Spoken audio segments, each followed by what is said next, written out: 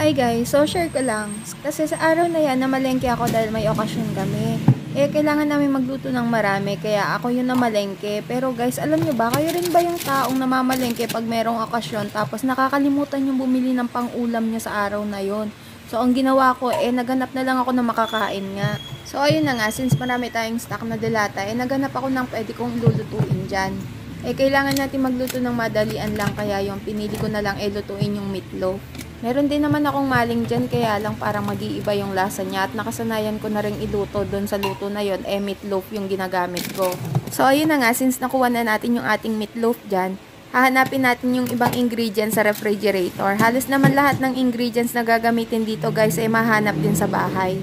So ako, since marami naman akong stock lagi, ayoko na uubusan. So meron ako mga ingredients na kakailanganin. Ayan, kailangan natin ng itlog at meron din akong kamatis dyan dahil yan yung mga kailangan natin para maluto natin yung ulam na gusto kong lutuin.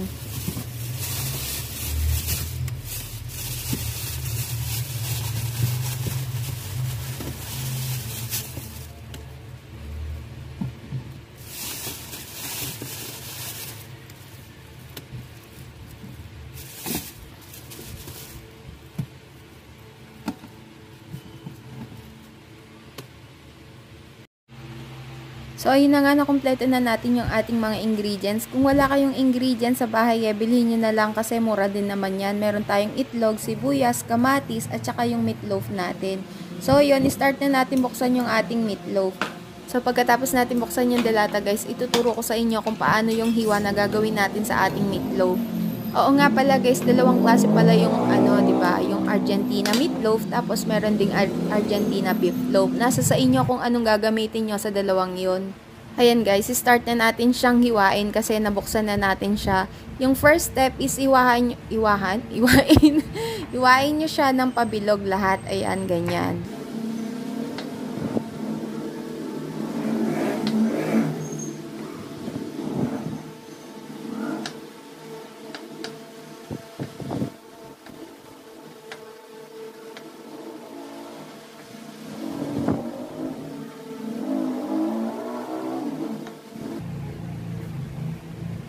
And then, yung second step naman guys is pagpatupatungin nyo siya hanggang kaya nyo siyang hawakan. And then, slice nyo siya ng tatlo.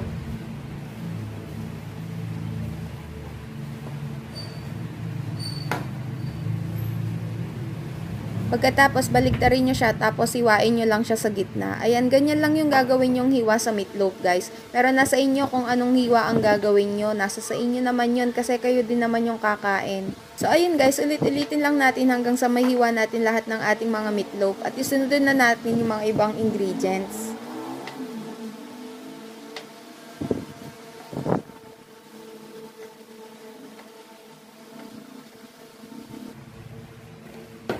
Ayan na nga guys, natapos na nating hiwain yung ating meatloaf. So, yung ibang ingredients naman yung ating kamatis, bawang at sibuyas. Yung hiwa naman ng ating mga ibang ingredient guys, panggisa kasi manggigisa tayo mamaya.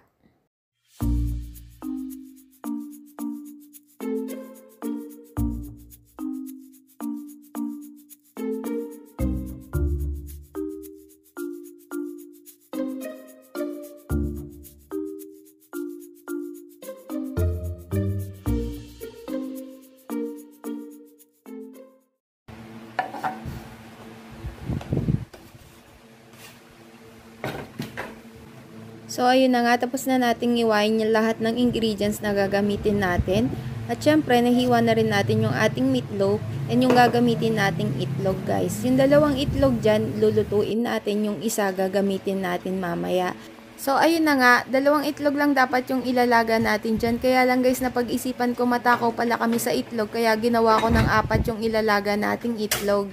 So, since naisalang na natin yung ating nilagang itlog, mag-start na tayong magluto, guys. So, ang gagawin natin ay manggigisa tayo. Papainitin muna natin yung ating pan, tapos lagyan nating mantika, and then unahin natin yung ating bawang. Syempre, yung palagi kong sinasabi, palabasin muna yung aroma ng ating mga ingredients bago tayo maglagay ng sunod na ingredients. So, syempre, sa paggigisa, kailangan natin munang ilagay yung una, yung bawang, and then isunod natin yung ating sibuyas.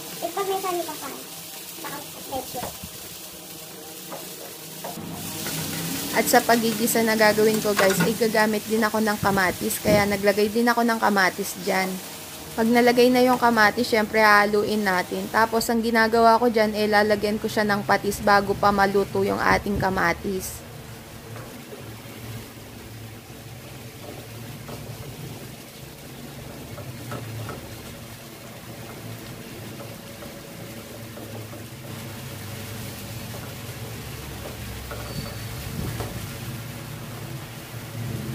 So, since luto na yung ating bawang sibuyas at tunaw na yung ating kamatis dyan at luto na rin siya, ilagay na natin yung ating meatloaf dahil sasama natin siya sa ating ginisa.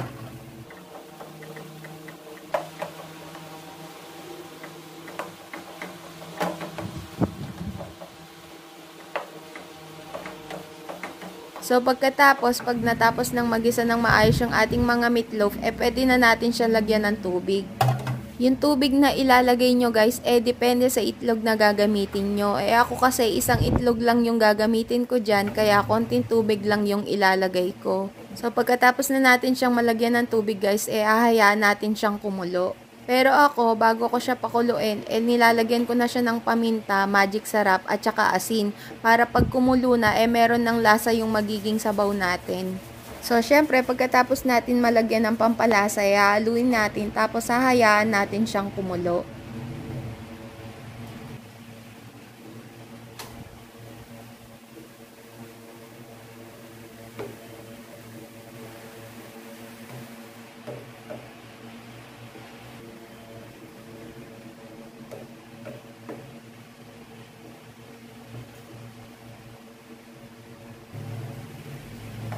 So, ayun na guys, sa part na yan, kumulo na yung ating magiging sabaw. So, syempre, titikman muna natin kung okay na yung magiging lasa niya bago natin siya lagyan ng itlog.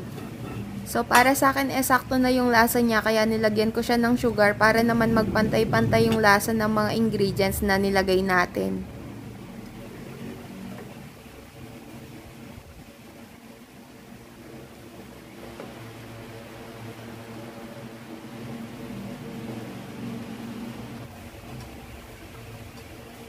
Ayan na, sa part na yan guys, kumulo na siya ng maayos kaya ilalagay na natin yung ating itlog. Yan, babasagin po natin siya dyan and then hahaluin natin para kumalat yung ating itlog at medyo lumapot yung ating magiging sabaw. So ayun, pag nahalo mo lang maayos tapos kumulo na siya ng maayos din, okay na yung ating niluluto.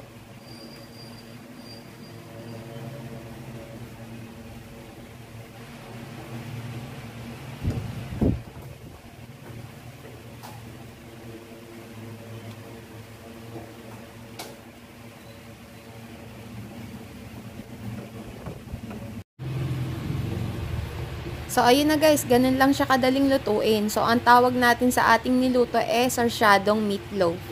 Ganun lang siya kadali lutuin guys, lalo na sa mga nagtatrabaho dyan at sa mga walang oras para magluto na. O yung mga pagod galing trabaho tapos pagod na rin para magluto pa. Yan na lang yung iluto nyo, itry nyo guys. At least hindi dry yung kakainin nyo, hindi lang puro pritong meatloaf yung gagawin nyo. Try nyo yan para meron naman kayong sabaw din tapos lagyan nyo din ng itlog. Dadami pa yung ulam nyo, pwede nyo siyang ulamin maghapon. So ayun na guys, hanggang dito na lang. Kung gusto nyong gayain, itry nyo na guys. Salamat, thank you for watching. Ingat kayo lagi, bye bye.